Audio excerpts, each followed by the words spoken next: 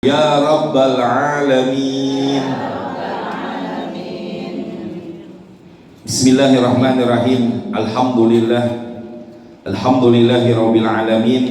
Assalatu wassalamu ala asrafil anbiya wal mursalin Sayyidina Muhammadin wa ala alihi wa ashabihi ajma'in, amma ba'du. Fa in ahtaqal hadis kitabullahi ta'ala wa khairal hadi hadi Rasulillah sallallahu alaihi wasallam wa syarrul umuri muhdatsatuha fa inna kulla muhdatsatin bid'ah wa kulla bid'atin dhalalah wa kulla dhalalatin finnar. Rabbi shrah li sadri wa yassir li amri wahlul 'uqdatam min lisani yafqahu qawli, amin. Ayyuhal ustadzat wal ummahat rahimakumullah, jamaah yang dimuliakan Allah Subhanahu wa taala. Alhamdulillah malam ini, pagi ini dengan nikmat sehat walafiat, nikmat iman wal Islam, Allah kumpulkan kita di majelis ilmu. Mudah-mudahan kumpulnya kita mendatangkan rahmat dan maghfirah dari Allah Subhanahu wa taala. Amin ya rabbal alamin. Kita lanjut pengajian kita sampai wa'lam. Bismillahirrahmanirrahim.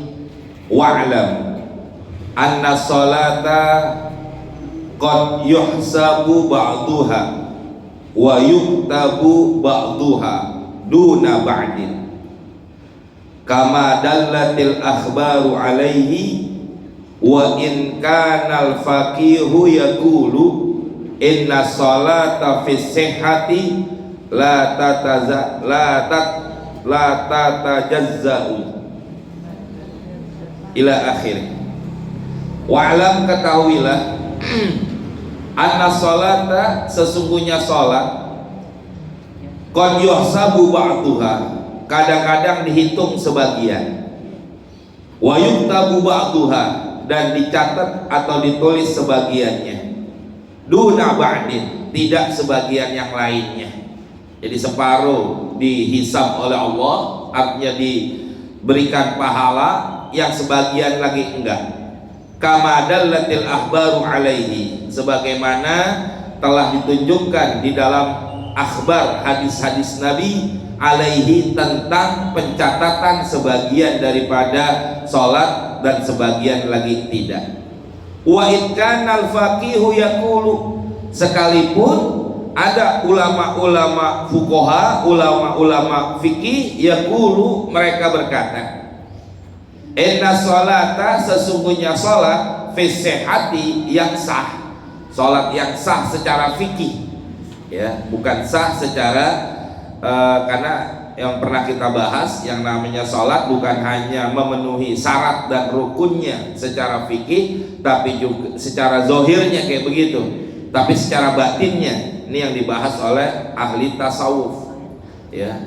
Inna sholata fi sihhati, sesungguhnya sholat yang sah menurut fikih, la tatazazza'u, tidak terbagi-bagi, artinya tidak terbagi, artinya tidak dibelah-belah tentang masalah sah atau tidaknya. Kalau memang menurut fikih rukunnya sah, rukunnya sempurna, syarat-syaratnya memenuhi, maka sholat itu dikatakan sah secara fikih. Tapi belum tentu menurut ahli tasawuf sholat itu bisa diterima oleh Allah Subhanahu wa ta'ala. Kenapa? Karena kesempurnaan ibadah sholat itu bukan hanya dipenuhi dengan syarat dan rukunnya, tapi juga ada di luar itu, yaitu apa? Kehusyuannya, adabnya, dan lain-lain sebagainya yang udah kita bahas di awal-awal daripada bab ini, ya. Walakinna akan tetapi zalika, yang demikian itu, lahu, bagi ulama fikih, maknan akharu, yaitu makna yang lain, ya.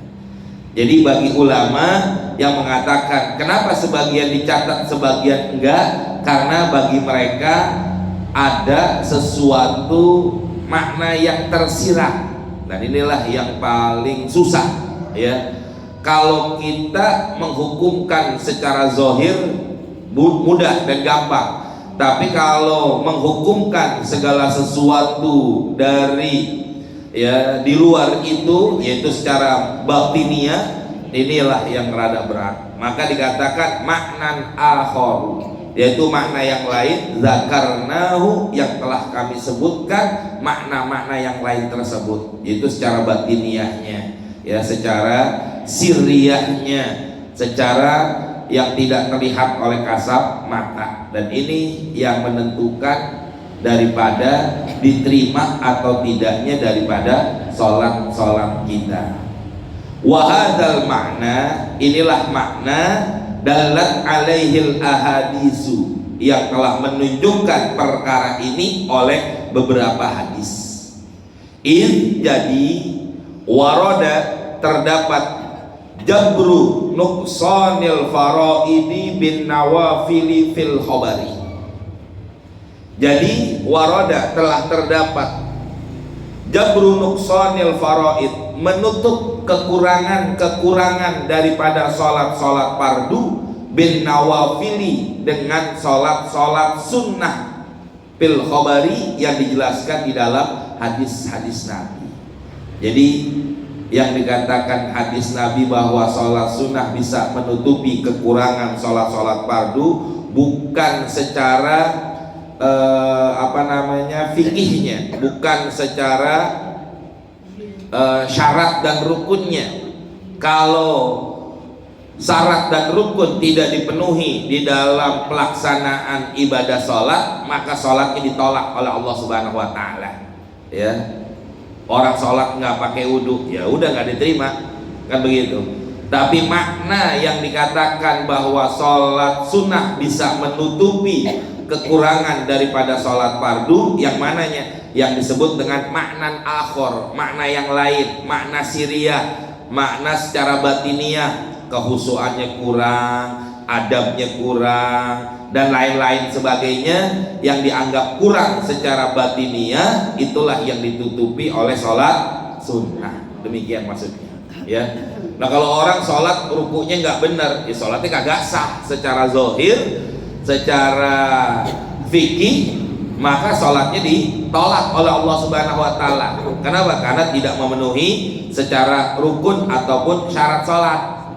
Tapi secara batiniah yang kurang, orang kurang husuknya, husuknya kagak ada atau husuknya hilang sama sekali, maka bisa ditutupi kekurangan itu dengan sholat sunnah.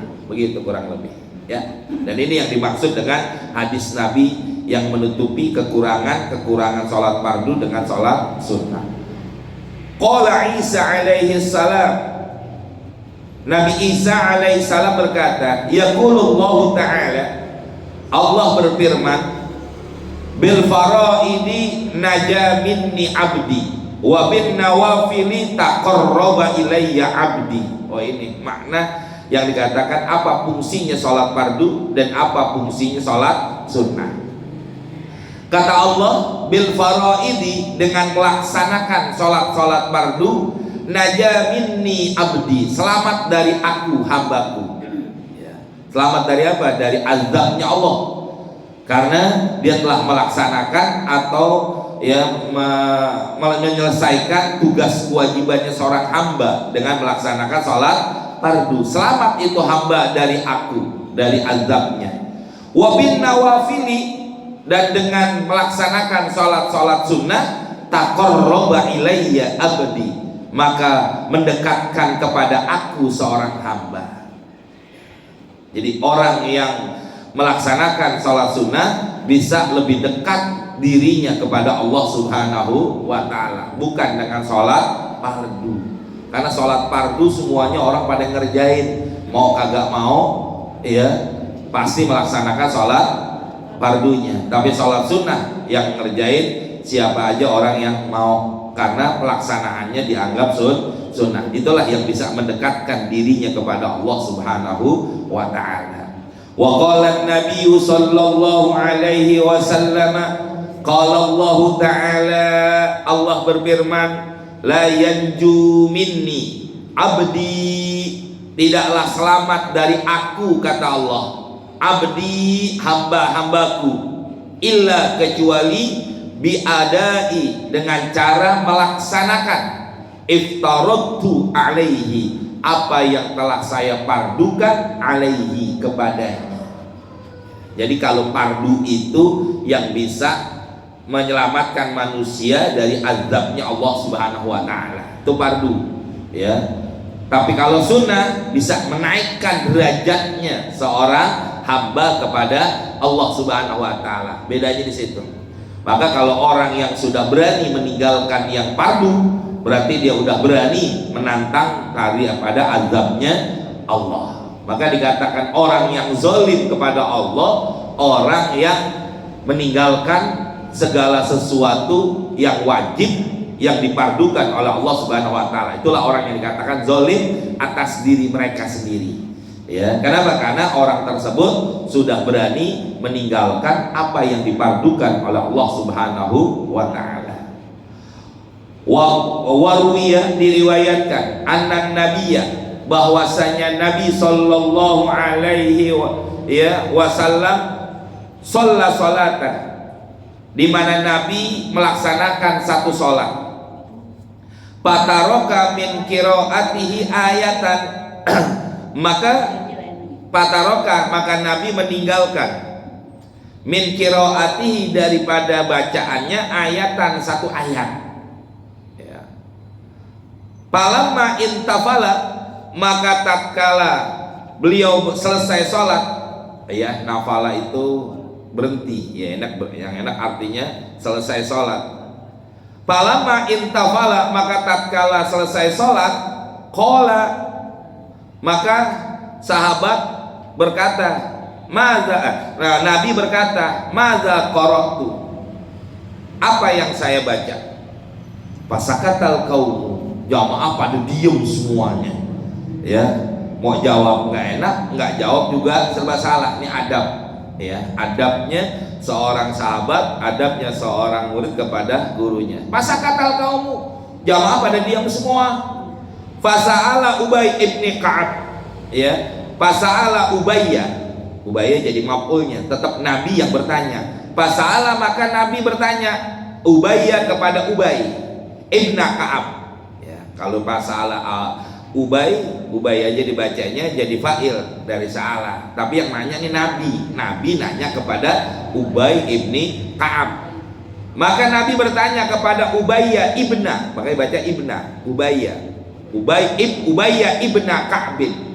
Maka Nabi bertanya kepada Ubay bin Ka'ab radhiyallahu anhu, faqala, ya, Ubay langsung menjawab, qara'ta suratan kadza wa tarakta ayatan kadza.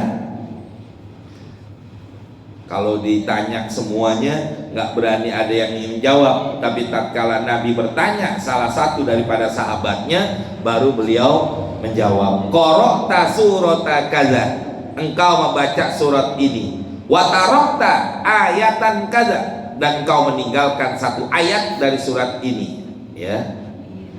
Fama adri, maka saya tidak tahu, ya. Fama adri, maka saya tidak tahu. Nadri. Oh, di kitab saya ini adri. Fama nadri, maka kami tidak tahu, ya. Anusikhat au rufi'at, amrufi'at, ya. Maka kami nggak tahu, kata ini sahabat, anusikhat, apakah itu ayat udah dinasah, udah dihapus, ya, au rufi'at, atau sudah diangkat. Nah, begini bedanya. Kalau nusikhat, dinasah, nasah itu ada dua macam nih, jamaah. Ada yang dinasah secara ayat, ya, artinya ayatnya nggak ada di dalam Al-Quran, tapi hukumnya masih berlaku. Kadang-kadang juga ayatnya hukumnya sudah dinasah, udah dihapus, tapi ayatnya masih ada. Tapi kalau yang dikatakan rufi'at, udah dihapus sama sekali. Itu bedanya di situ. Jadi kalau dinasah bisa jadi hukumnya yang dihapus, ayatnya masih ada di dalam Al-Quran. Atau sebaliknya, ya, ayatnya udah dihapus dalam Al-Quran tapi hukumnya masih berlaku, itu namanya dinasah. Kalau rufiat udah sama sekali hilang, ya. Ayatnya nggak ada, hukumnya apalagi. Ayatnya dalam Al-Quran udah dihapus, begitu juga hukumnya sudah dihapus. Makanya dari sahabat mengatakan, paman nadri, kami nggak tahu anusikhat amrufiat, apakah itu ayat udah dinasah atau sudah diangkat. Faqala, ya. Maka Nabi berkata, antalaha ya Ubayyu, ya, antalaha, engkaulah laha dari ayat ini, ya Ubayyu, ya, wahai Ubay. Summa akbala alal akhirin, kemudian Nabi menghadap kepada sahabat-sahabat yang lain. Faqala, maka Nabi berkata, ma balu aqwamin yahduruna salatahum.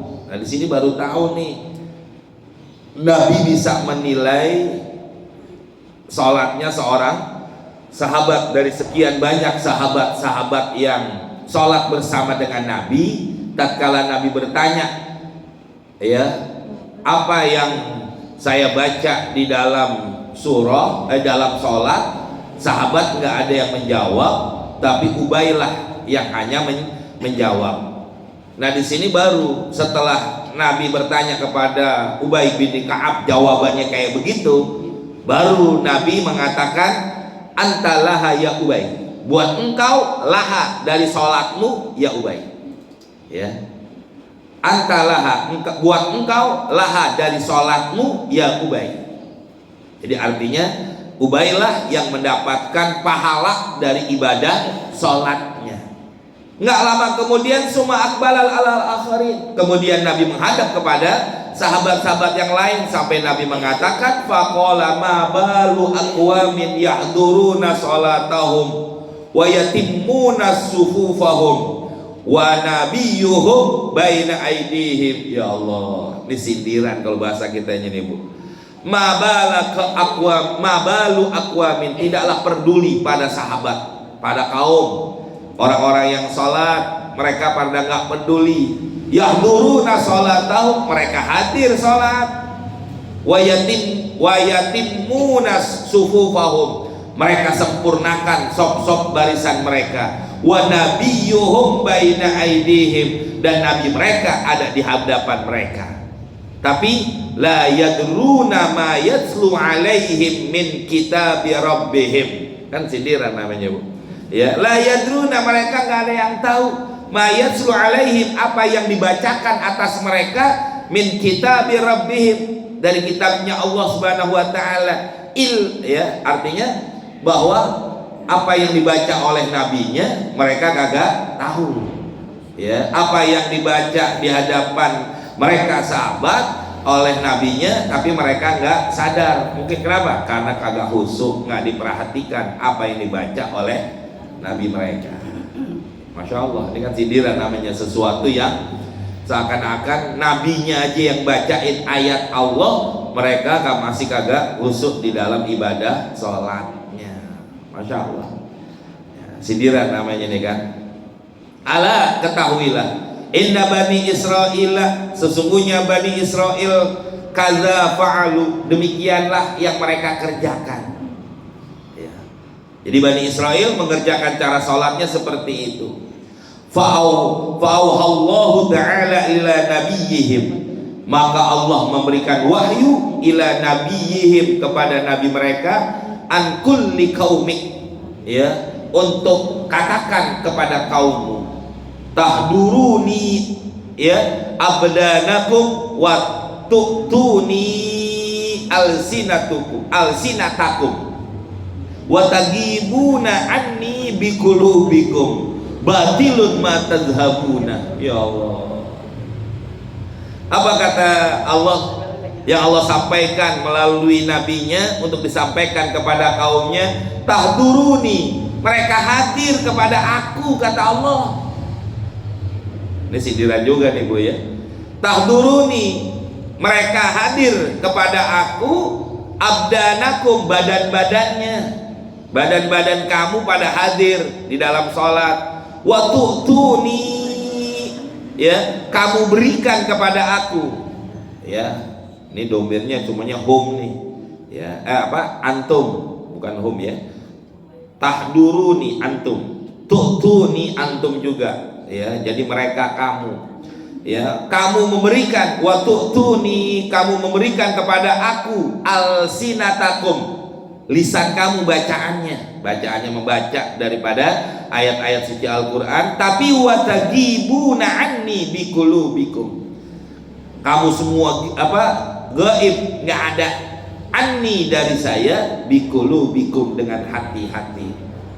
Jadi mulutnya cuma ngomong, badannya hadir, tapi pikirannya kemana-mana. Kayak kita ngaji, Bu, ya, badannya doang di pengajian. Oh enggak, batilun ma tadhhabun, katanya Nabi. Batilun ma tadhhabun, batil, hilang, rusak, ma tadhhabuna, apa yang mereka pergikan. Jadi sia-sia udah hal yang demikian. Masya Allah, ini sindiran juga buat kita, ya. Artinya inilah yang dikerjakan oleh para sahabat yang akhirnya merusak daripada ibadah-ibadah mereka, ya. Jadi nggak perlu hanya badannya doang, tapi yang paling penting adalah hatinya. Makanya orang-orang ahli tasawuf yang mereka nilai, yang mereka perhatikan adalah bagaimana hati mereka, ya, bukan hanya berupa lisannya, berupa zohirnya, tapi bagi mereka yang menjadi hitungan adalah hatinya. Karena memang hati manusialah yang menunjukkan sesuatu yang tidak ada, ya.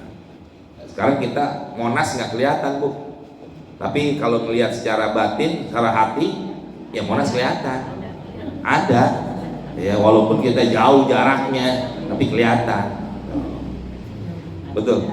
Ya. Suami ibu ada nggak di sini? Ada, tapi kelihatan, Bu, kebayang, oh hidungnya peseknya begini, kan begitu, ya, kelihatan tuh. Tai lalatnya di mana, Bu? Pipinya atau apa banget loh. Kurang lebih kayak begitu gambarannya seorang ahli tasawuf seperti itu. Berikut lagi, wa hadza yadullu, inilah yang menunjukkan alla annal istima'a ma yaqra'ul imamu wa fahmahu badalun an qiraatihi. Oh, di sini nih, Bu, baru kita paham nih, ya. Jadi kenapa makmum tidak disunahkan membaca surah di dalam sholat berjamaah, ya? Kenapa makmum tidak disunahkan membaca surah di dalam sholat berjamaah? Ya, di sini jawabannya baru tadi itu. Wa hadza yadullu, ini barulah menunjukkan ala anna istima'a, sesungguhnya mendengarkan ma yaqra'ul imamu, apa yang dibaca oleh imam, wa fahmahu, dan pahamnya apa yang dibaca oleh imam, badalun, sebagai pengganti, an qiraatihi, daripada bacaannya makmum as-surata, akan surat, binafsi, dengan dirinya sendiri, ya. Makanya kan kalau dalam fikih dikatakan begitu, Bu, kalau seorang imam sedang membaca surah, makmum ngikutin bacaan imam, makruh, ya. Imam sedang membaca surah di dalam sholat berjamaah, makmum dimakruhkan untuk membaca atau mengikuti daripada bacaan imam, kecuali kalau makmum tidak mendengar bacaan imam, disunahkan bagi makmum membaca surah. Fikih menjelaskannya seperti itu. Nggak taunya baru kita sadar kenapa demikian. Ulama fikih mengatakan demikian karena bacaan imam, apa yang dibaca oleh imam adalah badal, pengganti daripada bacaannya makmum. Maka makmum nggak perlu baca surah, digantikan oleh imam. Tuh, baru sadar kita di situ, ya. Kok kenapa jadi ya inilah pentingnya kita banyak baca kitab, baru kita tahu hal-hal yang seperti itu yang tidak ada di kitab-kitab lain, ya. Maka ini menunjukkan bahwa apa yang dibaca oleh imam sebagai ganti apa yang dibaca oleh makmum, maka makmum harus mendengarkan Maka dikatakan apa dalam Al-Qur'annya? Idza qara'al Qur'anu, idza quri'al Qur'anu fastami'u wa ansitu la'allakum. Coba lihat kalimat bahasa Al-Qur'annya. Kata Al-Qur'an dalam ayat tadi adalah ansitu. Nasid itu pakai sod, nasod itu artinya apa? Mendengarkan bukan dengan kuping, tapi dengan hati. Ya. Apa ayat sebelumnya apa nih? Idza quri'al Qur'anu fastami'u lahu wa ansitu. Allah nggak cukup dengan kata-kata ya sami'a doang di situ. Ansitu, ada ansitunya. Nah, itulah yang para ulama mengatakan bahwa ayat yang dibaca oleh imam sebagai ganti yang dibaca oleh makmum. Kenapa? Kalau makmum itu ansitu, makmum itu mendengarkan bukan dengan kuping tapi mendengarkan dengan hati. Ini maknanya di situ. Nggak cukup dengan ya idza quri'al Qur'anu fastami'u, nggak istami'u. Kenapa nggak istami'u aja? Karena istami'u itu dengan kuping, ya, dengan telinga doang dengerinnya. Tapi kalau pakai ansitu baru pakai hati. Tuh ayatnya di situ baru. Nanti Bu di kitab lainnya ada penjelasan kayak begini. Di kitab ini nggak ada, ya. Makanya satu kitab dengan kitab lain tuh saling melengkapi daripada keterangan-keterangan begitu, ya. Jadi kalau kita baca kitab ini ada keterangan begini, nanti kita baca kitab lain ada keterangan yang tambahan-tambahan yang lain. Makanya perlu banyak baca kitab. Ya disinilah buat menerangkan segala sesuatunya, ya. Itu diantaranya demikian. Wa qala ba'duhum, sebagian ulama berkata, innal abda la yasjudu sajdata indahu annahu taqarraba biha ila Allah ta'ala. Wa qala ba'duhum, dan sebagian ulama berkata, innal abda, sesungguhnya seorang hamba, la yasjudu as-sajdata. Hah? Inna rajula. Hah? Inna rajula. Ya, kitab saya innal abda. Apa? Inna rajula la yasjudu as-sajdata. Hah? Hah? La yasjudu, la-nya enggak ada. Pada yasjudu enggak ada la-nya. Enggak ada. Oh. Sama aja sih, cuma kalau pakai la ini sebagai penguat, ya, la-nya untuk sebagai penguat. Wallahu alam, ya. Innal abda, inna rajula, kalau di kitab ayat pakai la, pakai abda pakai la. Mungkin versi tengah-tengah, ya, wallahu alam, mana yang salah mana yang benar, wallahu alam. Tapi saya ikutin kitab ibu-ibu aja. Inna rajula, sesungguhnya seseorang yasjudu sajdatan, manakala dia melaksanakan sujud, indahu di sisi Allah, annahu bahwasanya seorang hamba tersebut taqarraba biha, ya, mendekatkan dirinya biha dengan sujud ilallah ta'ala, kepada Allah ta'ala.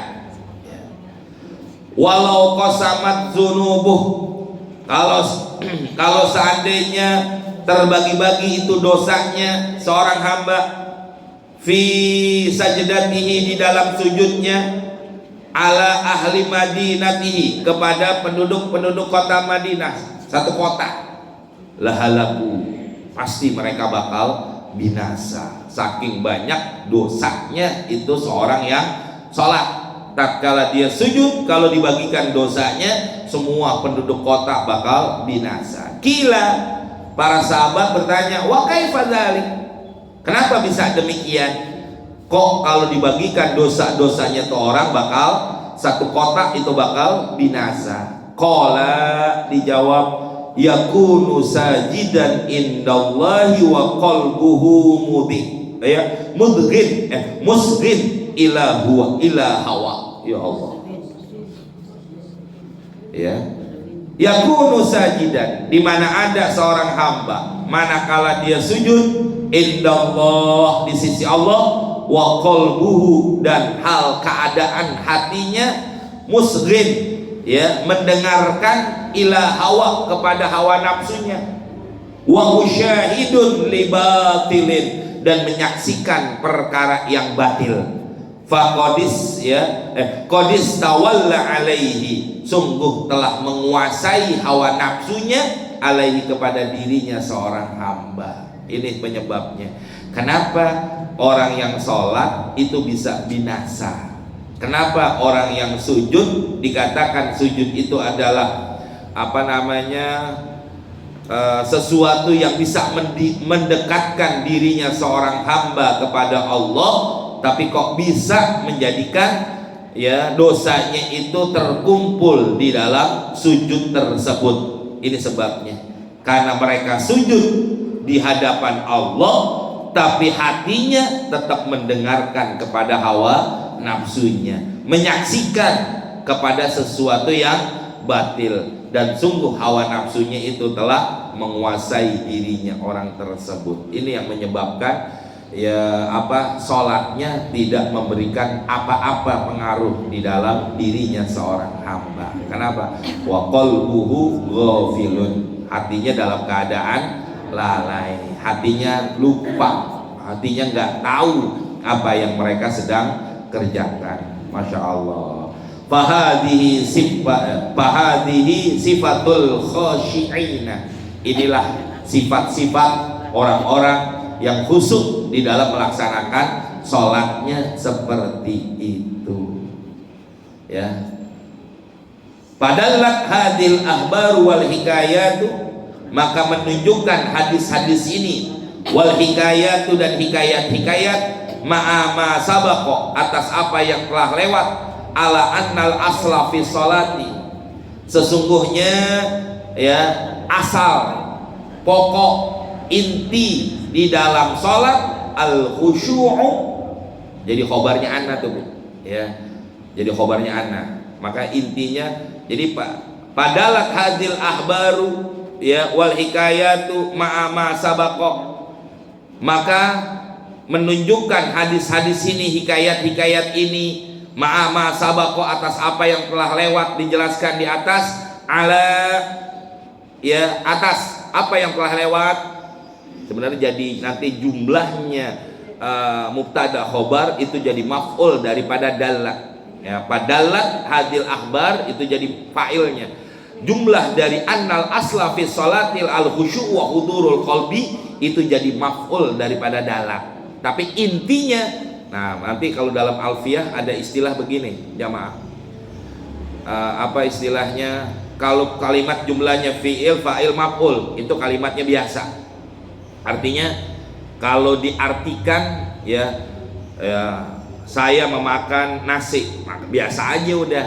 Kenapa? Karena memang bentuk kalimatnya yang standar, fi'il, fa'il, maf'ul. Tapi kalau nanti ada fi'il, fa'il dari jumlah pakai alal di sini. Nanti saya lupa istilah istilah alfiahnya.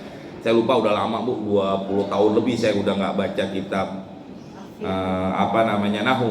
Ini baru-baru aja nih, sejak saya punya pesantren, alhamdulillah. Jadi kitab nahu saya belajar baca lagi. Jadi begitu. Jadi hikmah ya kalau kita mau ngaji alfiah di siapa di sini, kan begitu. Kalau kita punya pesantren, alhamdulillah. Jadi ilmu yang pernah saya pelajari itu jadi balik lagi, ingat lagi istilah-istilah. Tapi belum sampai alfiah, baru jurumiyah anak-anak, baru kitab dasarnya. Jadi ada istilah kalau udah ada jumlah kalimat setelah fi'il, fa'il ada huruf jar. Setelah huruf jar itu menunjukkan maf'ul yang inti daripada kalimatnya itu, sebenarnya begitu maksudnya. Pokok daripada kalimat yang akan disampaikan oleh ulama, yaitu tujuannya. Kayak di sini mengatakan apa yang telah ditunjukkan dalam hadis dan juga hikayat-hikayat yang lalu. Maksudnya apa nih intinya yang mau disampaikan? Dari sekian banyak penjelasan-penjelasan dari berapa lembar nih kitab yang kita baca semuanya. Ala annal asla fi sholati, sesungguhnya asal, pokok di dalam sholat al khusyu'u wa hudurul qalbi, itu intinya udah. Jadi bukan hanya sekedar melaksanakan pelaksanaan daripada sholatnya, tapi yang paling penting adalah khusyuk dan hudurul qalbi. Wa anna mujarrodal harokati, nah ini wawunya Bu atap kepada ala annal asla, wawunya ini atap kepada annal asla, setelahnya ala.